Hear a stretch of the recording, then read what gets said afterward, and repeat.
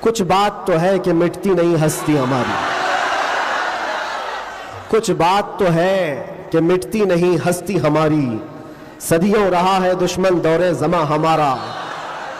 اور یہ اقبال نے ہم کو بے خوف کیا ہے، بزدلی نہیں سکھائی۔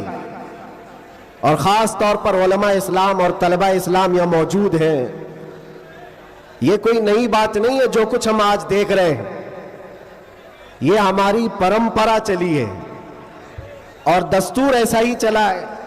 باطل سے ڈرنے والے آسماں نہیں ہے ہم، 100 بار کر چکا ہے تو امتحان ہمارا، اور توحید کی امانت سینوں میں ہے ہمارے، آسان نہیں مٹانا نام و نشاں ہمارا۔ آج جا کر کے دیکھو یورپ، امریکہ، سب سے کثرت سے وہاں پر اگر کوئی دین پھیل رہا ہے تو اسلام ہے۔ اس کی وجہ کیا ہے؟ اس کی وجہ بھی یہی ہے، اسلام کی فطرت میں قدرت نے وہ لچک دی ہے، جتنا ہی دباؤ گے اتنا ہی وہ ابھرے گا۔ سبحان اللہ، سبحان میں اللہ۔ اللہ کی بارگاہ میں یہ دعا بھی کرتا تھا کہ ہمارے دینی کاموں پر کوئی فرق نہ پڑے۔ رب تبارک و تعالیٰ نے میرے لیے جو میدان کشادہ فرمایا، میں نے ابھی 3 دن پہلے کے جلسے میں یہ بظاہر، ویسے تو سب ڈرتے ہیں ابھی، علماء بھی اور خاص طور پر میرے اساتذہ سب اس بات سے تھوڑے بہت اپنے اندر سہمتے ہوئے ہیں، مجھے لے کر کے، میری سیکیورٹی کو لے کر کے۔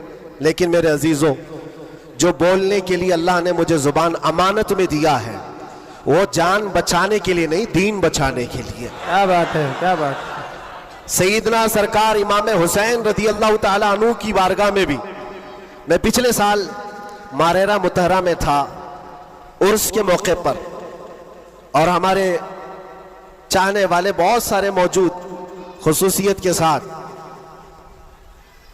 مقرر شہیر سید امین صاحب مجھ سے کہہ رہے تھے، آپ کو لے کر کے ہم بہت زیادہ خوفزدہ رہتے ہیں، ڈرتے ہیں، بہت زیادہ ڈرتے ہیں کہ آپ کا ہونا بہت ضروری ہے قوم کے لیے، نوجوانوں کے لیے۔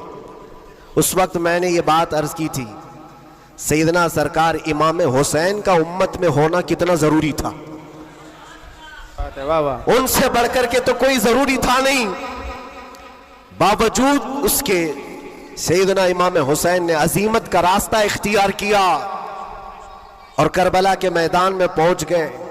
میں یہ بات یہاں پر چھیڑا اس لیے کہ میں نے 3 دن قبل یہ بات بھی کہی تھی، مجھے ٹانٹ مار کر کے، تانا مار کر کے کچھ لوگوں نے بار بار یہ پوچھا تھا، اندر بھی باہر بھی، کہ کیسا لگا اندر کا ماحول، واپس آؤ گے گجرات، دوبارہ آؤ گے گجرات؟ میں اس وقت یہ کہا تھا، ہم ان کی نسل میں ہیں جو کیسر و کسرا سے بھی نہیں ڈرتے۔ کیا بات ہے، واہ واہ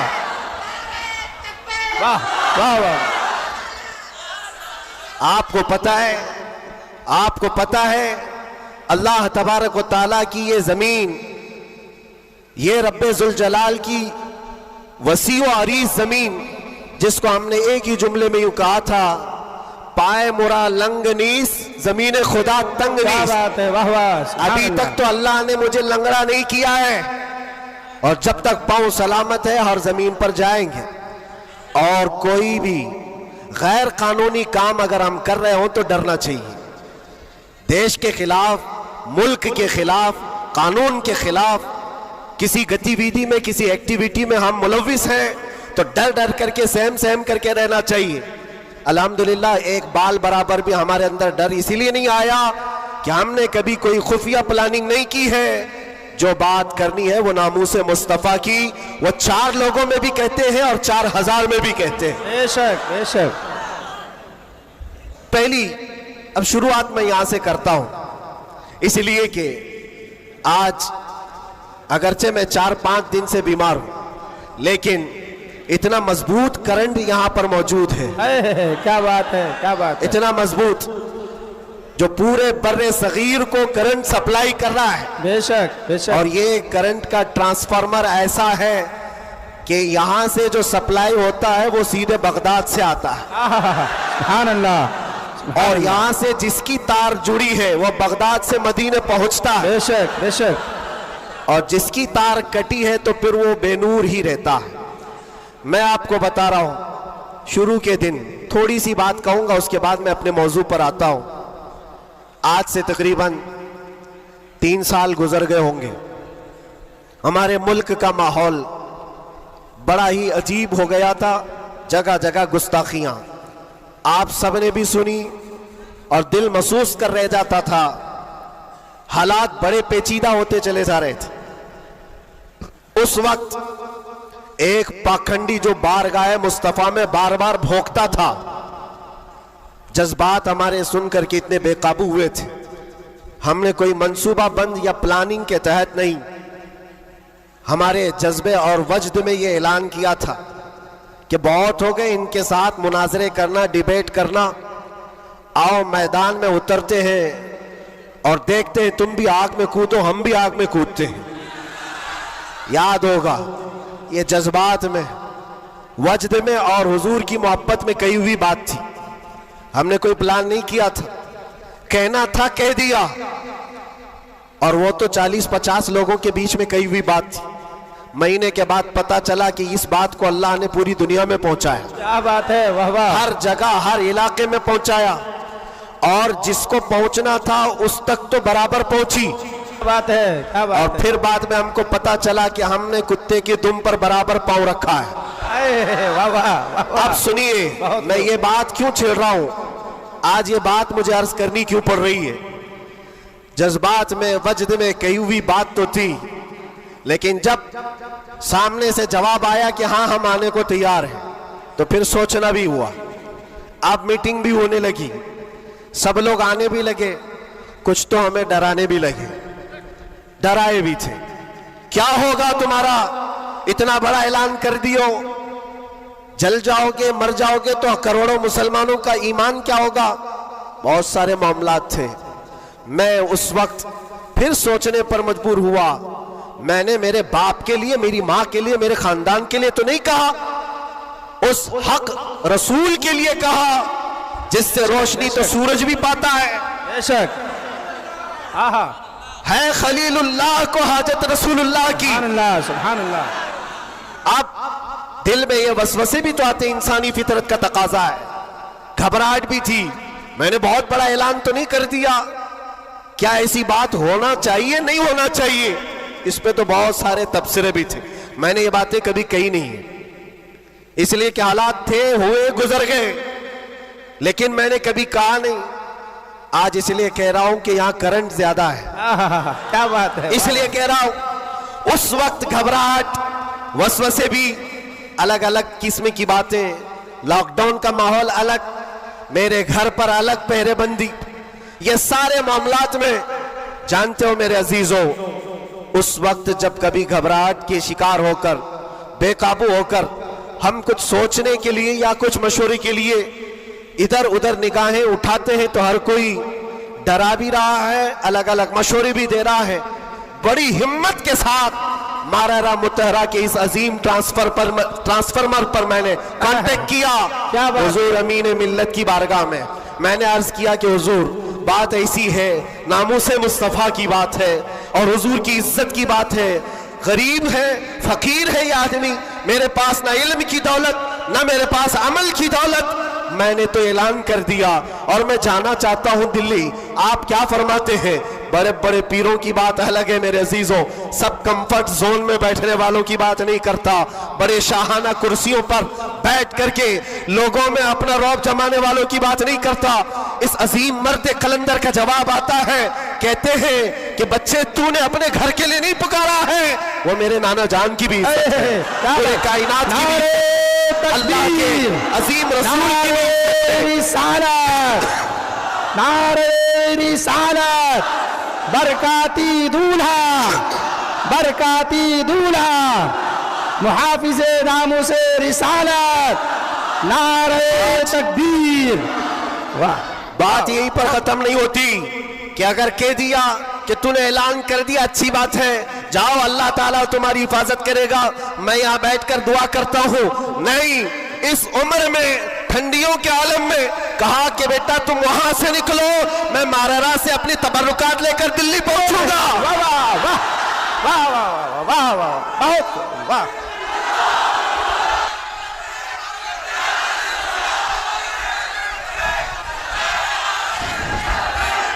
بہت خوب، واہ واہ، سبحان اللہ سبحان اللہ۔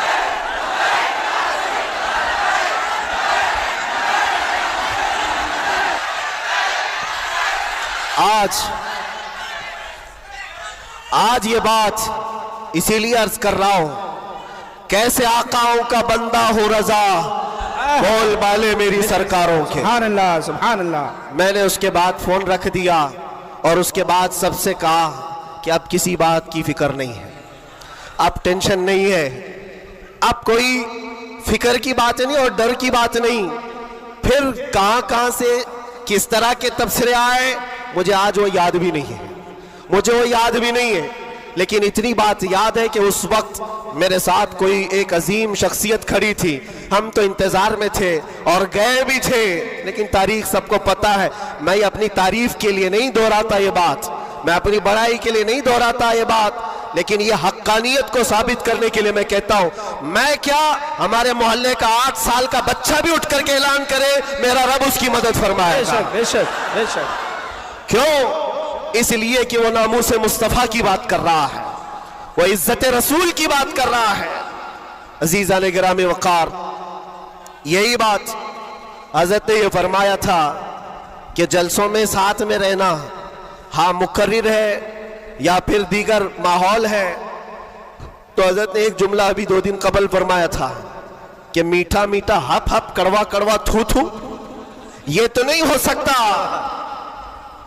یہ اشارہ اس بات پر ہے میرے عزیزوں، اے سنیوں، حضور کی محبت کی بات کرتے ہو تو صرف حضور کی محبت حلوہ پراٹھا کھانے سے نہیں ہوتی، ارے اس میں تو نیزے بھی کھانے پڑتے ہیں، تلواروں کی سائے میں نمازیں بھی ادا کی جاتی ہیں۔ بے شک۔ یہ شہادت گئے الفت میں ہے قدم رکھنا، لوگ آسان سمجھتے ہیں مسلمان ہونا۔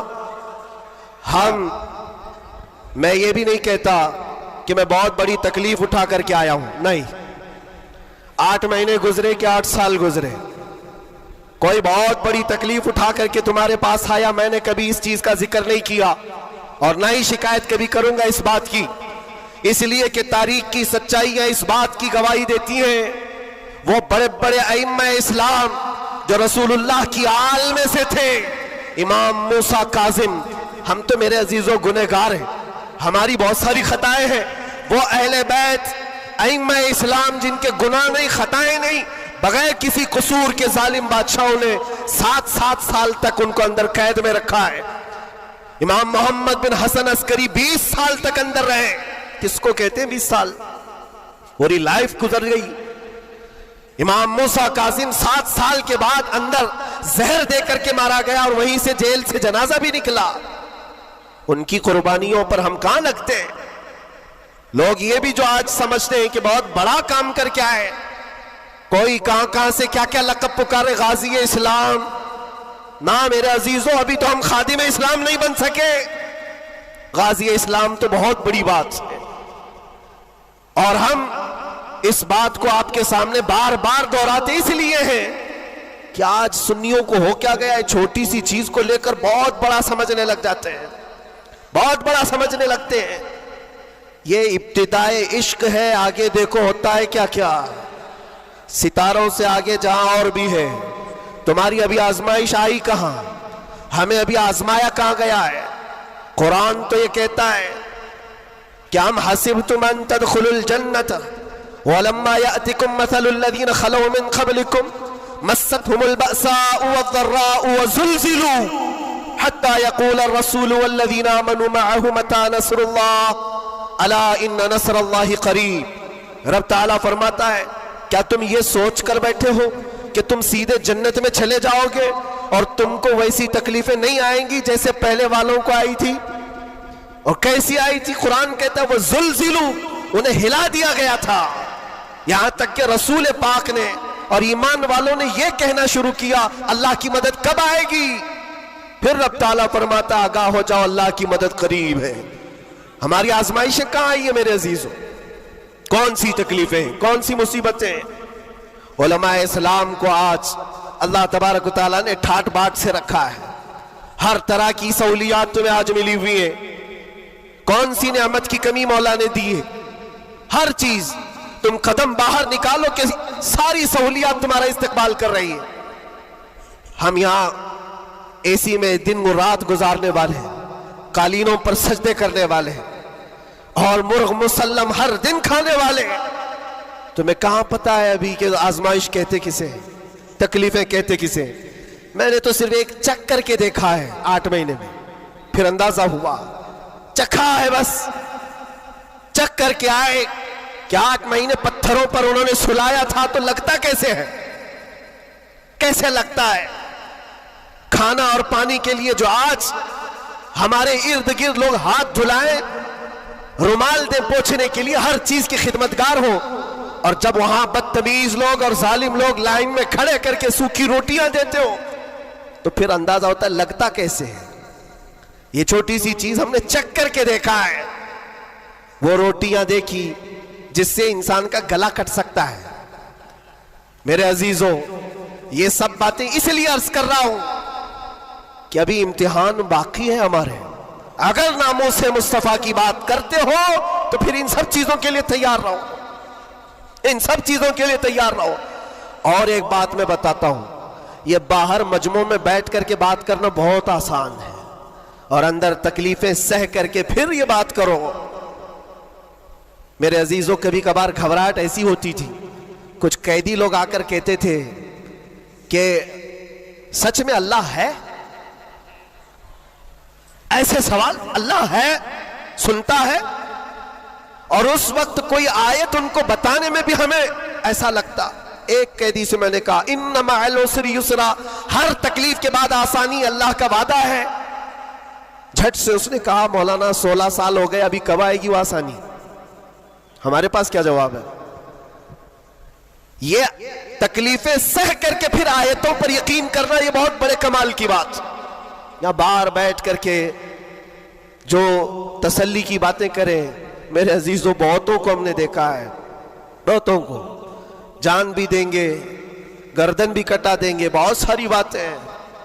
اسی سے اندازہ ہو جاتا ہے جو صبح بستر نہیں چھوڑ سکتا وہ کیا گردن کٹائے گا, جو نماز کے لیے اذان کو لبیک نہیں کہتا, وہ جان کی بات کہاں ہے؟ ایک ڈنڈے سے ساری چیزیں بھاگ جائیں گی, سب نکل جاتے ہیں ادھر ادھر. میں سب کی بات نہیں کرتا. آزمائشیں جس وقت آئیں گی میرے عزیزوں, استقامت یہ کسی چھوٹے موٹے چیز کا نام نہیں ہے. اللہ تعالیٰ فرماتا ہے ان الذین قالوا ربنا اللہ ثم استقاموا, بے شک وہ لوگ جنہوں نے یہ کہا ہمارا رب اللہ ہے, پھر اس پر جمے رہ گئے, تتنزل علیہم الملائکہ, ان پر پھر فرشتے اتارے جاتے ہیں, فرشتے اتارے جاتے ہیں.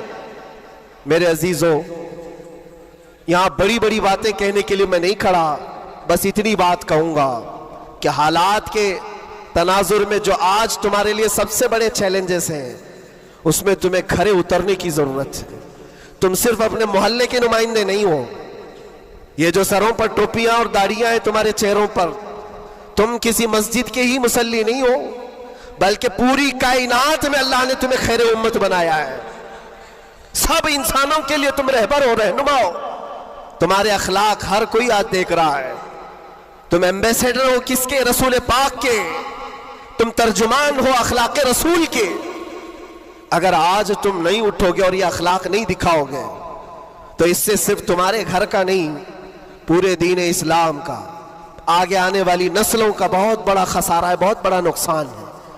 نوجوانوں سے میں بار بار یہ اپیل کرتا آیا ہوں, اے نوجوانوں اٹھو, اٹھو, وہ گھر نہ حشر نہ ہوگا پھر کبھی, دوڑو کہ زمانہ چال اپنی چل گیا ہے.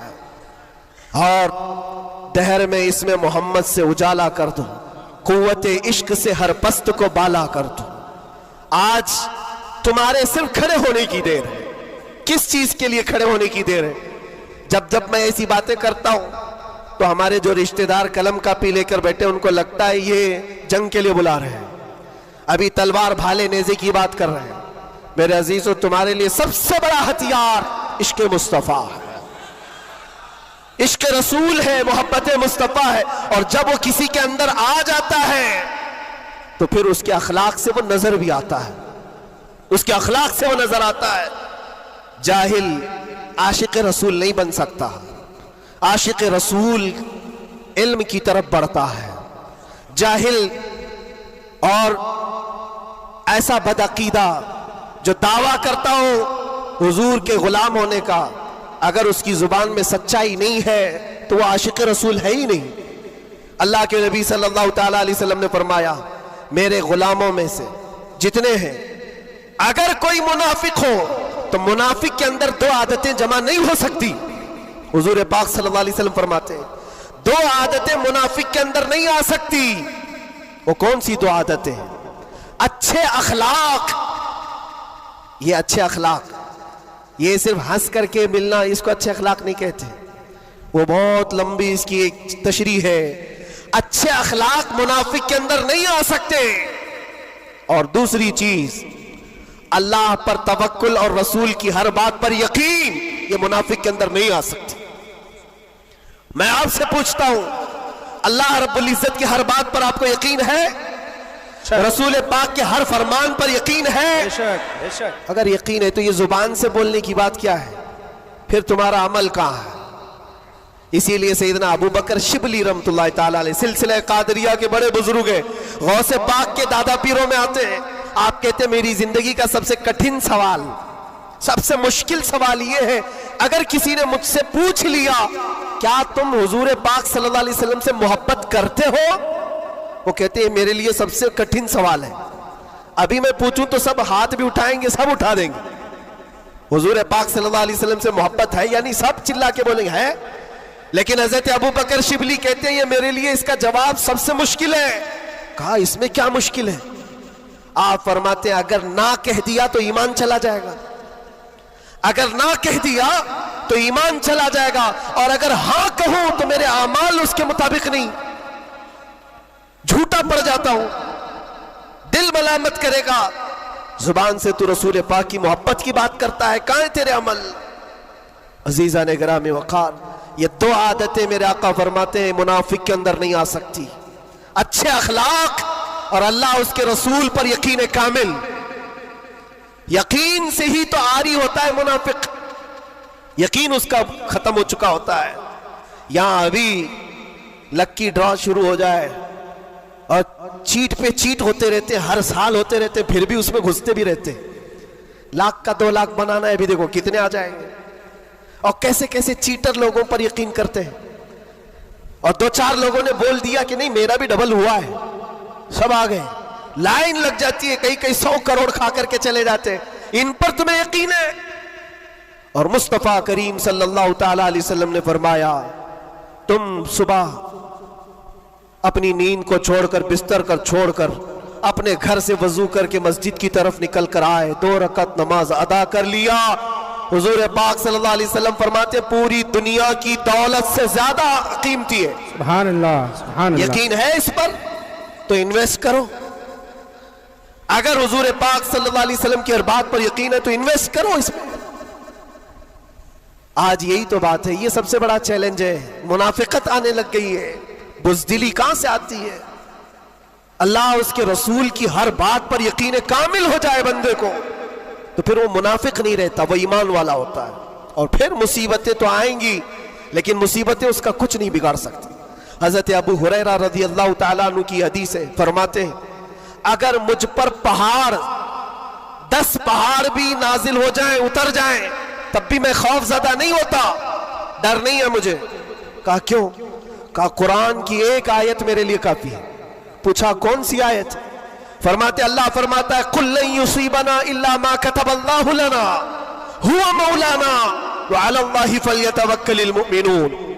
فرماتے ہیں اللہ نے اپنے نبی سے کہا ہے اے محبوب آپ فرما دیں ہرگز ہم کو کوئی مصیبت نہیں آتی، اتنی ہی آئے گی جتنا اللہ نے لکھا ہے، سبحان اللہ سبحان اللہ، اتنی ہی آئے گی جتنی اللہ نے لکھا ہے۔ اور پھر آگے رب تعالیٰ فرماتا ہوا مولانا، وہی ہمارا مددگار ہے، وہی ہمارا مددگار ہے، وعلی اللہ فلیتوکل المؤمنون، اور مومنوں کو چاہیے کہ اللہ ہی پر بھروسہ کریں۔ بڑے بڑے لوگوں کو دیکھا لیکن قید کے دوران، جیل کے دوران کچھ چھوٹے چھوٹے لوگوں نے ہمیں بہت کچھ سکھایا۔ گجرات کے ایک چھوٹے سے گاؤں کا رہنے والا قیدی آ گیا تھا، مانسک سنتولن بگڑا ہوا تھا، گھر والے بھی چاہتے تھے اندر ہی رہے, چھڑانا بھی نہیں چاہتا تھا کوئی, اٹھا پٹک زیادہ کرتا تھا, جوان تھا اور اندر رہا. مہینہ گزرنے لگ گیا. وہاں ہوتا ایسا نظام ایسا ہے کہ ہر ہفتے گھر والوں کی ملاقات آ جاتی, جالیوں میں, ادھر سے ہم, باہر سے رشتہ دار. ہر قیدی کے کوئی کبھی ماں, کبھی باپ, کبھی بھائی بہن ملاقات کے لیے ہفتے میں ایک مرتبہ ٹائم ملتا ہے 15 منٹ. لیکن اس بندے کا کوئی آتا ہی نہیں تھا, ملنے بھی نہیں آئے. مہینہ گزر جاتا, یہ اٹھا پٹک شروع کر دے, لوگوں کو مارنا. تو جیلر جو ہے گھر کو فون لگاتا اس کے اور کہتا کہ بھائی تمہارا بیٹا ہے, کبھی تو آؤ ملاقات لو اس سے, سب کو پریشان کر رکھا ہے. اور اس لیے کہ قیدیوں کی جو حالت بگڑتی ہے تو یہ بہت بڑا ڈینجر مسئلہ ہوتا ہے, ان کو سنبھالنا. باہر آپ ادھر ادھر ہوئے تو اندر ڈالیں گے, اندر ہی بگڑا تو پھر کون سا اندر, وہ لاسٹ منزل ہے. اور اسی لیے وہاں جانے کے بعد ڈر بھی نکلتا ہے لوگوں کا, اس کے بعد کہاں جانا ہے, اب سیدھے جنت ہے. آپ سنیں اس بات کو. اس کا باپ آیا اور کہا کہ بیٹا تھوڑے دن ہو گئے. اس نے پوچھا کب چھڑاؤ گے مجھے, بیل کب ہوگی؟ چھوٹے سے کیس تھے. کہا اس منڈے کو جو ہے تمہاری بیل رکھ دوں گا, چھڑ جاؤ گے, اس منڈے کو نکل جاؤ گے. وہ آیا, سب بیٹھے ہوئے تھے, خوشی سے اعلان کرتا منڈے کو میں چلا جاؤں گا, منڈے کو چھوڑ جاؤں گا. منڈے آیا, ٹیوزڈے آیا, وینسڈے آیا, پھر ہفتہ 2 ہفتے اس کا باپ آیا ہی نہیں. مہینہ گزر رہا ہے, پھر یہ اٹھا پٹک شروع کرے. پھر فون کر کے اس کے باپ کو بلایا, آؤ ملاقات لو. باپ آیا, پھر پوچھا کب ہوگا ابا؟ کہا میں تھوڑا سا کام میں بزی تھا, اس منڈے تو تیرا ہو جائے گا, اس منڈے کو ہو جائے گا. یہ آتا اور کہتا پھر بیچارہ. وہاں تو ایسے ہی ہے, سب تنکے کے سہارے پہ ہی رہتے ہیں. وکیل بولتا اس ڈیٹ میں ہوگا, ہاں ٹھیک ہے, اس کے علاوہ کرے کیا؟ تو وہ سب سے کہتا اس منڈے کو پکا ہے. وہ بھی گیا منڈے. پھر 1 مہینہ گزرا, یہ 6 مہینے اس کا باپ ہر منڈے کو ہی بولتا تھا, بار بار آئے, توجہ چاہتا ہوں. اور حالت ایسی ہو گئی 6 مہینے کے بعد وہ باپ سے مل کر کے اندر آ رہا ہے. سارے قیدی خود ہی بولنے لگے اس منڈے کو ہے نا تیرا. اس کے بولنے سے پہلے ہی کہتے اس منڈے کو بیل ہے نا تمہاری, ضمانت ہونے والی ہے. اس کو ہرٹ ہو گیا, تکلیف ہو گئی. جب دل پر کسی کے چوٹ لگتی ہے تو ٹوٹے ہوئے دلوں کی بہت جلدی سنی بھی جاتی ہے. اس نے جھلا کر کے کہا تھا, گالی دے کر کے کہا تھا, کرمنل تھا, گالی دے کر کے کہا تھا سب کو, تم لوگ میرا مذاق اڑا رہے ہو, میرے باپ کی وجہ سے یا جیلر کی وجہ سے میں اندر نہیں ہوں. میرا خدا اتنے دن کا لکھا ہے اور جس دن لکھے گا تم سب دیکھتے رہو گے, میں چلا جاؤں گا. کیا بات ہے, واہ واہ. ہم نے سوچا یہ کہاں سے اتنا بڑا ایمان آیا. اور اتفاق سے سنیچر کے دن وہ اپنے باپ سے مل کر کے آیا تھا, اس کو چڑھایا گیا تھا اور وہ بپھر کر کے اس طرح کی بات کیا تھا. اور منڈے کے دن اس کا باپ ضمانت کا بیڑا لے کر آ ہی گیا اور وہ ہنستے خوشی سے جا رہا تھا اور کہا میں نہیں کہہ رہا تھا, میرا خدا جب تک لکھا ہوا ہے تب تک میں یہاں رہوں گا, کسی کے باپ کی طاقت نہیں ہمیں اندر رکھنے کی. اسی لیے میں کہتا ہوں میرے عزیزوں, جو بھی مصیبتیں آئیں گی, ہمارا عقیدہ ہے اللہ نے فرمایا اتنی پہنچیں گی جتنی اللہ نے لکھا ہے, اور مددگار بھی وہی ہے, مددگار بھی وہی ہے. میں اس سے قبل بھی آپ کے یہاں ایک بات سنایا تھا, حضرت سیدنا یوسف علیہ الصلوۃ والتسلیم کے متعلق. آپ جیل کے اندر 7 سال کاٹ لیے اور 2 قیدیوں نے خواب دیکھا تھا. حضرت یوسف علیہ السلام نے ان کے خواب کی تعبیر بتائی تھی. ایک اس میں مرنے والا تھا, ایک چھوٹنے والا تھا. قرآن پاک میں واقعہ موجود ہے. جو چھوٹنے والا تھا اس کو یوسف علیہ السلام نے کہا تھا کہ میں تیرے خواب کی تعبیر بتا رہا ہوں, چھوٹ کر کے جائے گا تو, بادشاہ بدل چکا ہے, جو مجھے قید میں ڈالا تھا وہ نہیں ہے, مصر کا بادشاہ بھی بدل گیا. جانا اور بادشاہ سے میری درخواست رکھنا کہ میں بے قصور کئی سالوں سے اندر قید میں ہوں. یہ قیدی اپنے خواب کی تعبیر کے مطابق ہی, اس نے خواب دیکھا تھا, اس کی تعبیر کے مطابق چھوٹ گیا. اور جیل سے چھوٹنے والا سب بھول بھی جاتا ہے, پلٹ کے دروازہ بھی نہیں دیکھتا, کون ہے کیا ہے سب بھول جاتا ہے. اور وہ بھی گیا بیچارہ, سب بھول گیا. اور بادشاہ کے سپاہیوں میں نے مصاحبین میں خاص لوگوں میں شامل ہو گئے. لیکن اس کو وہ بات یاد نہیں آئی یوسف علیہ السلام نے کیا کہا تھا. یوسف علیہ السلام کی جو درخواست تھی بادشاہ کے پاس وہ بھول گیا، اور بعض روایتوں میں پھر 7 سال گزر گئے بنا کسی غلطی اور قصور کے۔ یوسف علیہ السلام ایک دن رب تعالیٰ کی بارگاہ میں رو پڑے، کہا اے مالک الملک یا ذل جلال والاکرام، تیرا یہ بندہ بے قصور کب تک یہ دروازوں کے اندر قید رہے گا؟ کیا میرے لیے دروازے اب کھلیں گے نہیں؟ تو جانتے ہو یہ ایسا مقام ہے، رب تبارک و تعالیٰ نے فرمایا اے یوسف قید میں اندر گیا، اگر تجھے باہر جانا ہی تھا تو بادشاہ سے کیوں درخواست کیا؟ کیا میں نہیں تھا؟ یہ نبیوں کے لیے ہے میرے عزیزوں، اعلیٰ ایمان ہے۔ حضرت یوسف علیہ السلام اس پر پھوٹ پھوٹ کر روتے رہے۔ ہمارا بھی یہی حال ہونا چاہیے۔ ایک بات مجھے اللہ تبارک و تعالیٰ کا انعام ہے، میں یہ عرض کرتا ہوں یہاں پر گفتگو، میں جو چیزیں شروع کیا تھا اس کو یہاں سٹاپ کرتا ہوں۔ سارے لوگوں نے دعائیں کی، مجھے پتا ہے، اور سب سے زیادہ میں نے حضور تاج الشریعہ کو اور حضور امین ملت کو خواب میں بار بار دیکھا، اور حضرت نے ابھی مجھ سے کہا تھا کہ ہم سب پریشان تھے، بہت دعائیں کرتے تھے، میرے چھوٹنے کی دعائیں یا میرے آرام کی دعائیں یہ الگ مقام رکھتی ہیں، لیکن جس وقت اندر جا رہے تھے میرے برادر گرامی بھی موجود ہیں، میں ایک دعا اللہ کریم کی بارگاہ میں یہ کرتا تھا کہ اے رب ذوالجلال تیرا بندہ ہے، تیرے نبی کی بات کر کر اندر آیا، اتنی لاج رکھنا کہ میرے باہر جانے کے لیے کبھی کسی کتے کی مدد لینے کی نوبت نہ آئے۔ کیا بات ہے، واہ واہ واہ واہ، کسی ظالم کی مدد لینے کی نوبت نہ آئے، اور رب تبارک و تعالیٰ نے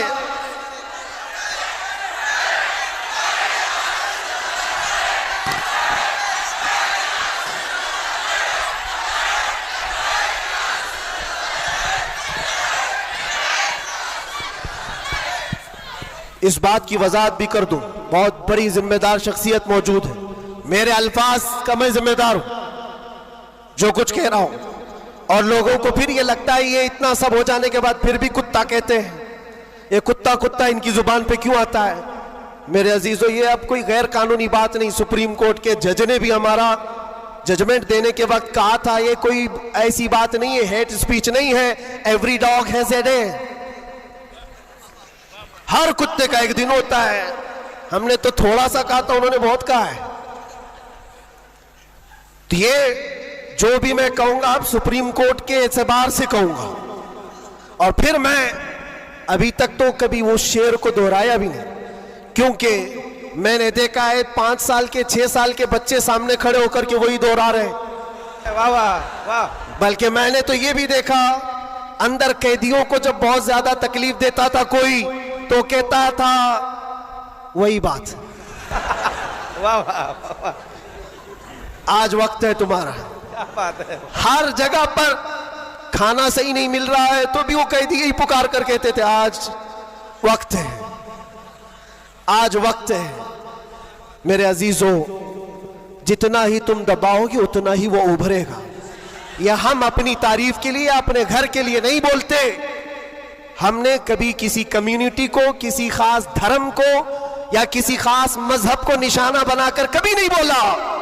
ہاں میرا یہ مشن ہے کہ جو حضور پاک صلی اللہ تعالیٰ علیہ وسلم کی عزت کے لیے انگلیاں اٹھائے گا تو ہم اس کا جواب دیتے رہیں گے، بے شک بے شک، اور اگر ایک آدمی کرتا ہے تو ایک کا جواب، 10 کرتے تو 10 کا جواب۔ اس کا مطلب یہ نہیں ہوتا کہ ہم پوری کمیونٹی کو بول رہے ہیں، پورے مذہب کو بول رہے ہیں، کسی قوم کو بول رہے ہیں، یہ تو پھیلائی گئی بات ہے۔ میں آپ کو کیا بتاؤں، اسلام شروع ہی ہوا ہے اقرا کہتے ہوئے۔ سب سے پہلی آیت میرے نبی پاک پر جو اتری وہ کیا ہے؟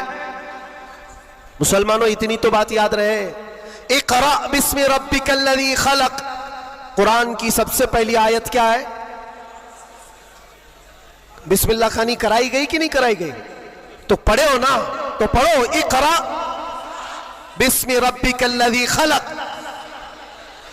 اقرا کا مطلب ہوتا ہے اے محبوب پڑھو، اے رسول پڑھو۔ دیکھو قرآن پاک میں بہت جگہ پر اللہ نے کل بھی کہا، کہو، لیکن جب سب سے پہلی آیت آئی تو اس میں کہا کل نہیں، اقرا، پڑھو اپنے رب کے نام سے. اور ایک بزرگ نے بہت اچھی بات کہی، یہ اس سے کہا جاتا ہے پڑھو. جبرائیل امین آئے حضور پاک صلی اللہ علیہ وسلم سے کہنے لگے اقرا بسم ربک الذی خلق. 3 بار تو حضور نے نہیں پڑھا تھا، صرف وہ اقرا اقرا کہہ رہے تھے. 4تھی بار جبرائیل نے کہا اقرا بسم ربک الذی خلق، پڑھو اپنے اس رب کے نام سے جس نے پیدا کیا. نبی پاک نے پڑھا. اور اقرا اس کو کہا جاتا ہے جو پہلے سے پڑھا ہوا ہو. اور نئے آدمی کو پڑھانے کے لیے کہیں گے کہو جیسے میں کہہ رہا ہوں، جیسے میں کہہ رہا ہوں ایسے کہو. اور بھی ایک بات جو حضور پاک صلی اللہ تعالیٰ علیہ وسلم کے متعلق بہت ساری باتیں مستشرقین نے جو پھیلائی، وہ امی تھے. امی کا معنی کچھ نہ ہنجار لوگ ان پڑھ کرتے ہیں کہ ان کے رسول ان پڑھ تھے. ان پڑھ نہیں، امی کہتے ہیں جو کسی سے نہیں پڑھا ہوا ہو. بے شک اس کا استاد نہیں لیکن وہ سب کا استاد ہے. سبحان اللہ سبحان اللہ. اب ایک بات تو مجھے بتاؤ، قرآن کہتا ہے الرحمن علم القرآن خلق الانسان، 3 آیتیں. الرحمن، رحمان اللہ رب العزت، علم القرآن اس نے قرآن سکھایا. تیسرے نمبر پر ہے خلق الانسان، اس نے انسان کو بنایا. مجھے ایک بات بتاؤ، رحمان دوسرے نمبر پر آئے تھے، اس نے قرآن سکھایا. تیسرے نمبر پر آئے تھے، اس نے انسان کو پیدا کیا. انسان کو پیدا کیا یہ تیسرے نمبر پر، قرآن سکھایا یہ پہلے دوسرے نمبر پر. جب انسان بعد میں پیدا ہوا ہے تو قرآن سکھایا کس کو؟ کیا بات ہے، واہ واہ. الرحمن علم القرآن، وہ رحمان ہے جس نے قرآن سکھایا پھر انسان بنایا. مفسرین فرماتے ہیں یہ جو انسان پیدا کیا اس سے مراد آدم علیہ السلام ہے، اور قرآن سکھایا اس سے مراد محمد رسول اللہ. سبحان اللہ. اور رب تبارک و تعالیٰ نے اپنے نبی کو اس وقت علم دیا ہے جب ابھی آدم کو پیدا بھی نہیں کیا. معلم کائنات کی امت ہو میرے عزیزوں، معلم کائنات کی تم امت ہو، اور جاہل رہنا تمہیں زیب دیتا ہے؟ اس رسول پاک کی امت ہو جس نے پوری کائنات کو علم کا انقلاب دیا ہے. علم کا انقلاب. جب حضور پاک صلی اللہ علیہ وسلم مدینہ طیبہ تشریف لائے تھے، 6 لوگوں کو صرف لکھنا آتا تھا. قلم پکڑنا کتنے لوگوں کو آتا تھا؟ 6 لوگ. 10 سال کا عرصہ گزرا حضور پاک صلی اللہ علیہ وسلم کی وفات کے وقت 80,000 لوگوں کے ہاتھوں میں قلم تھا. سبحان اللہ سبحان اللہ. یہ انقلاب زندگی بھر کا کوئی ٹیچر بھی نہیں کرتا. وہ رسول پاک صلی اللہ تعالیٰ علیہ وسلم نے علم کا عظیم انقلاب پیدا کیا تھا. اور اس رسول کی امت اگر جاہل ہو یہ کیسے زیب دیتا ہے؟ اسی لیے میں نے دیکھا ہے بہت ساری جگہوں پر بڑی بڑی تحریکیں چلتی ہیں، لیکن رسول پاک صلی اللہ تعالیٰ علیہ وسلم کا سچا جانشین، ان کی آل و اولاد کا یہ سچا جانشین مارارا متحرہ کا اور خانوادہ برکات کا چشم و چراغ اعلان کرتا ہے آدھی روٹی کھائیں گے اور بچوں کو. سبحان اللہ. یہ صرف مارارا کا اعلان نہیں، یہ رسول پاک کا مشن ہے. یہ انقلاب ہے جو نبی پاک صلی اللہ تعالیٰ علیہ وسلم کا لایا ہوا. اگر تم جاہل رہو گے، بے نور رہو گے، جاہل آدمی حلال و حرام میں تمیز نہیں کر سکتا. جاہل کو کفر اور ایمان پتہ نہیں ہے. جاہل کب گمراہ ہوگا اسے خود پتہ نہیں چلتا. اس لیے میرے عزیزوں، علم کے بغیر اسلام بھی نہیں ہے. علم کے بغیر اسلام نہیں.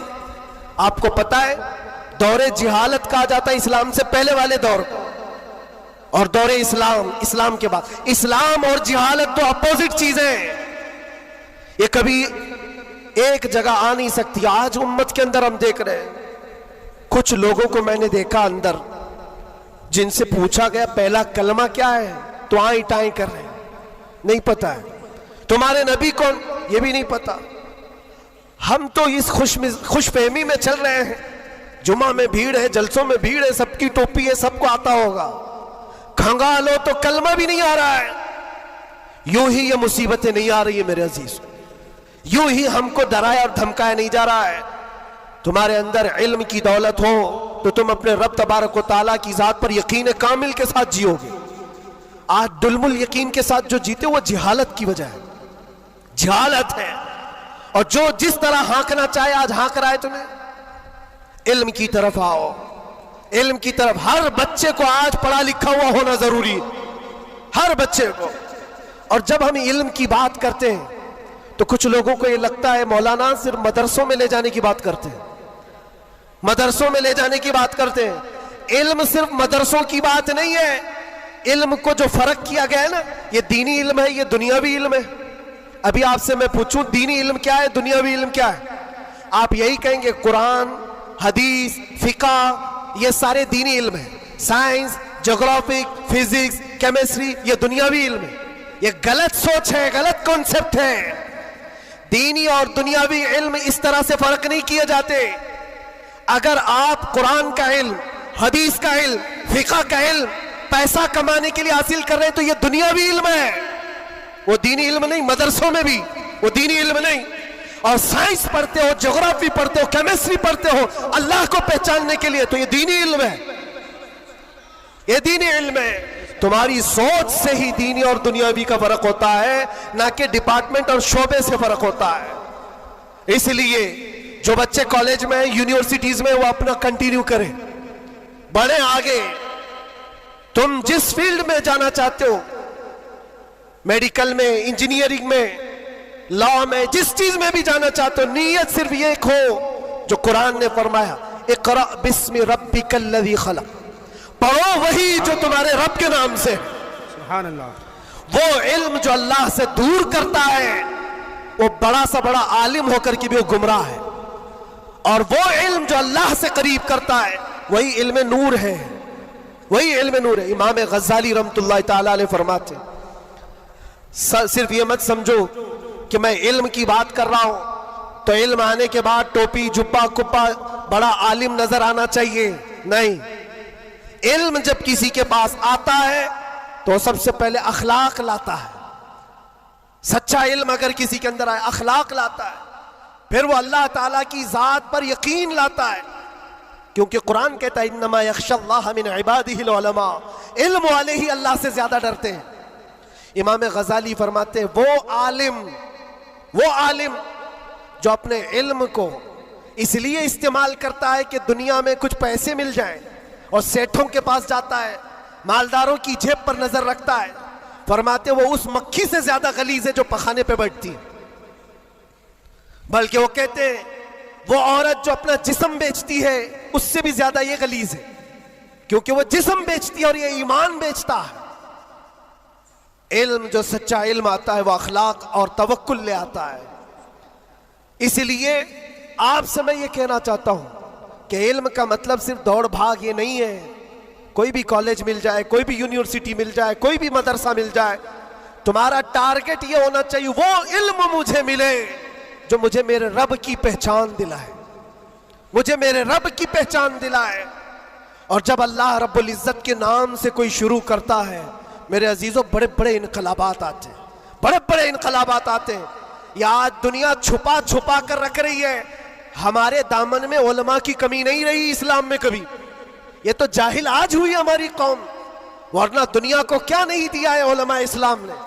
آپ کو پتا ہے یہ سب جو اٹھائے ہوئے کیمرے ہیں یہ کس کی دین ہے؟ سب سے پہلے ابن الحیثم نے یہ کیمرے کی ایجاد کی تھی اور اس کی تھیوری بھی بنائی تھی اپنی آنکھوں کے لینس سے. دنیا کو اڑنے کا طریقہ دینے والا عباس بن فراز سب سے پہلے پلین بننے سے بھی پہلے اڑ کر کے ایک مینارے سے پیراشوٹ کا تصور دینے والا، ایکس رے کا تصور دینے والا عالم اسلام ہے. خوارزمی نے گھڑی کا تصور دیا ہے. الجبرا اسلامی علماء نے تمہارے سامنے رکھا ہے. آج جو یہ ہند سے لکھے جاتے ہیں 1 2 3 یہ عادات کہاں سے آئے؟ اسلامی علماء نے اس کو ایجاد کی. ایجادات کی ایک لمبی فہرست ہے. آج بھی کیلیفورنیا یونیورسٹی کے اندر، امریکہ کے اندر طب میں، میڈیکل میں اور بچوں کی سرجری پر جو لکھی گئی سب سے پہلی کتاب ابو علی سینا کی ہے. القانون آج بھی رکھی ہوئی ہے. پوری دنیا کو سرجری سکھانے والے، پوری دنیا کو میڈیکل لائن میں لانے والے اسلامی علماء ہیں. بچوں کے امراض پر سب سے پہلی لکھی جانے والی کتاب علماء اسلام کی ہے. کون سا میدان ہے جس میں میرے نبی کے غلاموں نے بازی نہیں ماری ہے؟ سب جگہ ہے. بس بات آ کر کے یہاں رکتی ہے جس کو اقبال نے کیا سچے الفاظ میں کہا ہے، ان کے جو ہم غلام تھے خلق کے پیشوا رہے. سبحان اللہ. خلاصہ یہی ہے، ان کے جو ہم غلام تھے خلق کے پیشوا رہے، ان سے پھرے جہاں پھرا پھر آئی کمی وقار میں. یہ ڈور جو کٹی ہے تمہاری یا دھیمی ہوئی ہے، یہاں سے عزتوں میں کمی آئی. پڑھنا لکھنا تم نے بند کر دیا، نہ ادھر کے نہ ادھر کے. میرے عزیزوں، نہ مدرسوں کا علم رہ گیا، نہ اسکول کالج کا علم رہ گیا. اور اب اگر کوئی یہاں بیٹھا ہوا یہ عہد کر کے اٹھتا ہے کہ مجھے علم حاصل کرنا ہے، ہماری یہ کانفرنس اصول ہوگی. دل میں سوچتے ہو حاصل کرنا ہے، اور علم کی کوئی عمر نہیں ہوتی. یہ مت سوچنا میری شادی ہو گئی، بچے ہو گئے، اب کیا پڑھوں گا. ارے بوڑھے ہو جاؤ، داڑھی سفید ہو جاؤ، تب بھی تمہارے علم حاصل کرنے کی عمر نہیں جائے گی. سیدنا عمر ابن خطاب جلیل القدر صحابی ہیں، کہتے مجھے سورہ بقرہ پڑھنے میں 12 سال لگ گئے. تم چاہتے ہو جمعہ 8 دن کے اندر قرآن بھی ختم ہو جانا چاہیے. ہاں، اس میں مٹا دو اپنی ہستی کو اگر کچھ مرتبہ چاہو کہ دانہ خاک میں مل کر گلے گلزار بنتا ہے. شیخ سعدی رحمت اللہ علیہ فرماتے 60 سال کے بعد تو میں نے علم دیکھا ہے. اور یہ شرم و حیا کی بات نہیں، علم حاصل کرنا ہو. اچھا، پہلے کے بوڑھے لوگ اگر کہتے ہیں ہمارے زمانے میں حالات برے تھے، کوئی آیا ہی نہیں سکھانے کے لیے، ہمارے پاس اسکول نہیں تھے، مدرسے نہیں تھے، پہلے والے کہتے تو ہو سکتا ہے ان کا یہ عذر ہے. تمہارے پاس اب کوئی عذر ہی نہیں رہ گیا. قیامت کے دن رب تبارک و تعالیٰ اگر تمہاری پکڑ کرے کہ علم حاصل کرنا فرض تھا، تو نے سیکھا کیوں نہیں، یہ نہیں کہہ سکتے کہ مولا میرے پاس کوئی ذریعہ نہیں تھا. یہ جو مٹھی میں اتنا بڑا موبائل اٹھاتے ہو، پورا مدرسہ بھی رکھتا ہے، اسکول بھی رکھتا ہے، کالج بھی رکھتا ہے. کون سی قرات نہیں ہے اس کے اندر، کون سا علم نہیں ہے اس کے اندر. لیکن نوجوانوں کو یہ لگتا ہے یہ موبائل تو پب جی کے لیے آیا ہوا ہے، یہ موبائل تو فیس بک انسٹا کے لیے آیا ہوا ہے، تمہیں تو بہت کچھ حاصل کرنے کا ذریعہ یہ موبائل پکڑا دیا گیا ہے. اب قیامت کے دن تمہارے پاس عذر نہیں ہوگا. تم سے اگر سوال ہوا کہ وضو میں کتنے فرائض تھے، نماز میں کتنے فرائض تھے، قرآن تجوید کے ساتھ پڑھنے کے کیا کیا اصول تھے، تم ہائے ہائے ہائے ہائے کرتے رہ گئے، مجھے پتہ ہی نہیں، کوئی پڑھایا نہیں. تو پوچھا جائے گا تیرے پاس ذریعہ تھا، ابھی جا کر سرچ کر کے دیکھ لینا وضو میں کتنے فرائض ہیں. موبائل 1 منٹ سے پہلے تمہیں لا کے دکھا دے گا، بتا دے گا. ہاں، زیادہ سے زیادہ کیا ہوگا، کنفیوژن. کیا میں نے سرچ تو کیا ہے وضو میں کتنے فرض، اب آ تو گیا جواب، لیکن یہ پتہ نہیں چل رہا یہ اپوزیشن کا ہے کہ ہمارا ہے. اس کے لیے تو علماء بیٹھے ہوئے ہیں. اتنا پوچھ سکتے ہو کہ حضرت میں نے ریسرچ کیا ہے، یہ ساری چیزیں تو مجھے مل گئی. حضور پاک صلی اللہ علیہ وسلم کے لیے میں نے سرچ کیا، حضور کی عمر کتنی تھی، حضور کے ازواج کتنے تھے، حضور کی اولاد کتنی تھی، حضور پاک نے مکے میں کتنے دن گزارے، مدینے میں کتنے گزارے، کتنے غزوات میں حضور شریک ہوئے، سب میں نے سرچ کیا ہے، مجھے جواب ملا ہے. اس پر پورا یقین کرنے سے پہلے کسی عالم اہل سنت کے پاس آ جاؤ اور کراس ویریفیکیشن کرنا، بس اتنا ہی ذمہ داری. کیونکہ مولانا لوگ بھی تو جان چھڑاتے ہیں. بھائی ٹائم نہیں ہمارے پاس، کتنا پڑھائیں گے تم کو، صبح بھی دوپہر میں بھی، تمہارے اپنے الگ ٹائم ہے، ان کے الگ ٹائم ہے. تو ان سے کہو ہم آپ کے پاس گھنٹہ بھر پڑھنے کے لیے نہیں آ رہے، صرف اتنا بتا دو یہ جو میں نے سرچ کیا ہے یہ صحیح ہے کہ نہیں. اتنا تو کوئی بھی عالم دین تمہارے ساتھ تعاون کر سکتا ہے. آج سے کریں گے انشاءاللہ. 2025 تمہارا پورا سیرت مصطفیٰ پڑھنے میں گزرنا چاہیے، گزرے گا انشاءاللہ. اس بات کو آج طے کر کے اٹھو کہ میں میرے نبی کا غلام ہوں، تو میں پہلے یہ پڑھوں گا کہ میرے نبی کب پیدا ہوئے، اس وقت حالات کیا تھے، حضور پاک صلی اللہ علیہ وسلم کا بچپن کہاں گزرا، حضور پاک نے پہلی شادی کہاں فرمائی، حضور پاک صلی اللہ علیہ وسلم کی اولاد کتنی ہوئی، نبی پاک صلی اللہ علیہ وسلم کے صحابہ میں جلیل القدر کون ہے، حضور مکہ میں کتنے دن گزارے، مدینے میں کتنے گزارے، کون سی جنگوں میں شریک ہوئے، کون سی جہاد میں، کون سی جنگ میں حضور پاک کے دندان مبارک شہید ہوئے، کون کون سی مصیبتیں حضور نے اٹھائی، اور کیا کیا دعائیں امت کے لیے کی. یہ سب تمہارے حصے میں آنا چاہیے. میرے عزیزو، ایک بات مجھے یاد آتی ہے، ایک نوجوان کا کردار بڑا عجیب تھا۔ میلاد کا دن تھا 12 ربیع الاول، شاید میں نے یہاں دہرایا ہو یہ بات۔ میں ٹرین سے اتر رہا تھا، ایک نوجوان مجھ سے کہنے لگا، حضرت میں چاہتا ہوں کہ آج حضور کی بارگاہ میں کوئی اچھا تحفہ پیش کروں۔ سب جھنڈے، کمکمے، مٹھائیاں سب لگا کر کے تو تحفے پیش کرتے۔ اس نے کہا میں کچھ ایسا کرنا چاہتا ہوں حضور پاک صلی اللہ تعالیٰ علیہ وسلم کو خوشی ہو۔ میں اتر رہا تھا، اچانک ذہن میں بات آئی، کہا اللہ کے نبی کے اخلاق یہ تھے کہ وہ بوڑھوں کی مدد کرتے، ان کا بوجھ اٹھاتے تھے۔ مکہ میں حضور مشہور تھے اس بات پر۔ ہم اتر رہے ہیں، دیکھو ٹرین سے کوئی بوڑھا اتر رہا، اس کا سامان اٹھا کر پہنچا دو، سنت ہے یہ بھی۔ اور آج 12 ربیع الاول ہے، تم حضور کی بارگاہ میں خراج عقیدت پیش کر۔ یہ بات کہا اور میں گزر گیا۔ وہ جوان ایک بوڑھی عورت 2 بڑے بڑے شاپر لے کر آ رہی تھی، اس کے پاس گیا اور کہا کہ اماں جی مجھے دو، میں اٹھاتا ہوں۔ وہ پہلے تو گھبرائی، کہا کہ تو کیوں اٹھائے گا، تو کولی ہے کیا ہے، میرا سامان کیوں؟ نہیں دوں گی، نہیں دے رہی تھی۔ اور کیوں دے اجنبی کو کوئی؟ اس نے اصرار کیا، اماں جی دے دو دے دو، اٹھا لوں گا۔ کہا اتنا کیوں کہہ رہا ہے بیٹا، تو سامان لے کے بھاگنا ہے، کیا کرنا ہے؟ اس نے صاف صاف سمجھا دیا، اماں جی بات یہ ہے آج 12 ربیع الاول کی تاریخ ہے، ہمارے پروفٹ محمد صلی اللہ علیہ وسلم کا جنم دن ہے، اور ان کی عادت تھی کہ وہ بوڑھے لوگوں کا بوجھ اپنے ہاتھ اٹھاتے تھے۔ میں چاہتا ہوں کہ ان کا عمل دہراؤں، ان کے اخلاق پر عمل کروں اور میں ان کی روح کو خوش کروں۔ بوڑھی کے دل میں بات آ گئی، کہا لے لے بیٹا، تو تیرے نبی کی بات کر رہا ہے، آج تمہارا کوئی تہوار کا دن ہے، یہ کرنا ہے تو کرو۔ وہ شاپ پر لے کر کے گیا، اس کو جہاں تک پہنچانا تھا پہنچایا۔ یہ بات آئی گئی، گزر گئی۔ ہم بھی تو سوچتے ہیں کہ چھوٹی سی بات ہے۔ 6 مہینے گزر جانے کے بعد، 6-7 مہینے کے بعد، اس نوجوان نے مجھ سے کہا کہ حضرت وہ بوڑھی عورت جس کا میں سامان اٹھایا تھا، وہ ابھی رابطے میں، کانٹیکٹ میں ہے، ابھی آئی اور کہہ رہی ہے کہ بیٹا 6 مہینے گزر گئے، اب تک میں تیرے نبی کا بایو ڈاٹا ہی پڑھ رہی ہوں، اب تک میں ان کے اخلاق ہی پڑھ رہی ہوں۔ کہا کیوں؟ کہا تیرے اس عمل نے مجھے اتنا متاثر کیا کہ اس زمانے کا کوئی جوان، ارے میرے بیٹے میرے پوتے نہیں آئے مجھے لینے، کسی اور کا بیٹا میرا سامان اٹھا رہا ہے، اس کے اندر اتنا اثر کہاں سے آیا؟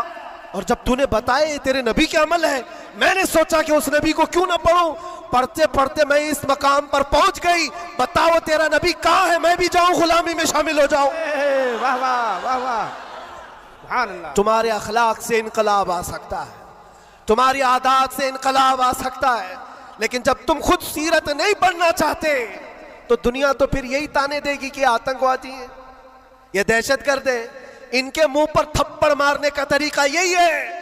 ہم تمہاری سرٹیفکیٹ کے محتاج نہیں ہیں، ہم تمہارے بولے جانے سے کچھ بھی پرواہ نہیں کرتے، تمہیں اپنے نبی کے اخلاق کر کے دکھانا ہے، کر کے دکھانا ہے۔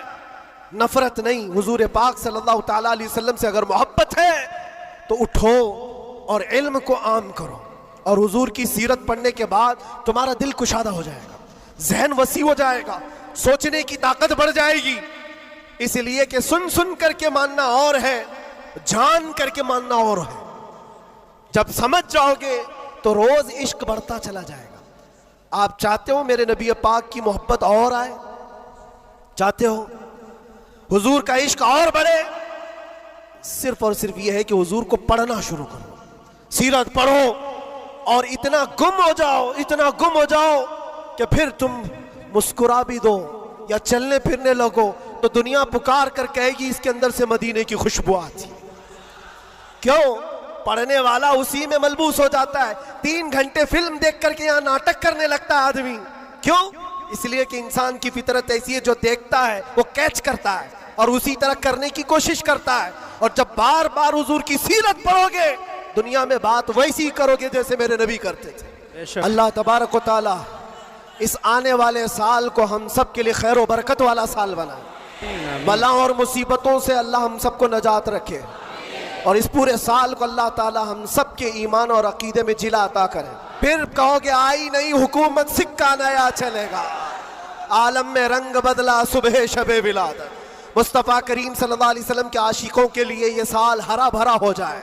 مولا کریم کی بارگاہ میں یہ دعا بھی کرتے ہیں کہ رب تبارک و تعالی اس آنے والے سال کو ہم سب کے علم کا سال بنائے، ہم سب کے اخلاق کا سال بنائے اور انقلاب کا سال بنائے، اور جو آیت اللہ نے فرمائی اس وعدے کے مطابق ان مع العسر یسرا، ہر تکلیف کے بعد آسانی ہے، ہر تکلیف کے بعد آسانی ہے۔ مولا جو جو تکلیفیں اب تک ہم کو آئی تھی، اب آسانیوں میں تو ہم سب کو ایمان عطا فرما، آسانیوں میں ہمیں قدم رسول کی دولت عطا فرما۔ اور بس اتنی دعا کرو میرے عزیزو، جب ہمارے جانے کا وقت آئے تو رب تبارک و تعالی ہم سب پر اتنا احسان کرے کہ اس کائنات میں ہر رنگ و بو کو دیکھ لیا، سونگ لیا، ہر شکل و صورت کو دیکھ لیا اور پہچان لیا۔ بس یہ آنکھیں ترستی ہیں اس بات کے لیے کچھ ایسا کر دے میرے کردگار آنکھوں میں، ہمیشہ نقش رہے روئے یار آنکھوں میں۔ انہیں نہ دیکھا تو کس کام کی ہیں یہ آنکھیں کہ دیکھنے کی ہے ساری بہار آنکھوں میں۔